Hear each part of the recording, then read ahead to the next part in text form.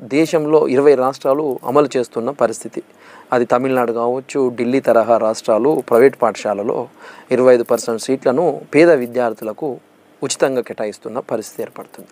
So పేద విద్యార్థులకి న్యాయమైన విద్యా అవకాశాలు కల్పించడం ప్రతి ఒక్కరి బాధ్యత. అంతే దానికోసము స్పష్టమైన విధి విధానాలు రూపొందించాలి. తెలంగాణలో విద్యా వ్యవస్థను దేశానికే ఆదర్శంగా తీర్చిదిద్దాలి. తెలంగాణ ప్రభుత్వం విద్యకు మార్గదర్శనం కావాల్సిన సమయం ఆసన్నమైందని, విద్య అనేది ప్రాథమిక హక్కు, ప్రతి పౌరుడి ప్రాథమిక హక్కు, దానిని సాకారం చేయడానికి ప్రభుత్వం కూడా కృషి చేయాలని విజ్ఞప్తి చేస్తూ ఉన్నాను. ఈరోజు 25% ఉచిత సీట్లు అమలు చేయడం అంటే లక్షల మంది కలలను సాకారం చేసినట్టు, లక్షల మంది జీవితాలలో వెలుగులు నింపినట్టు.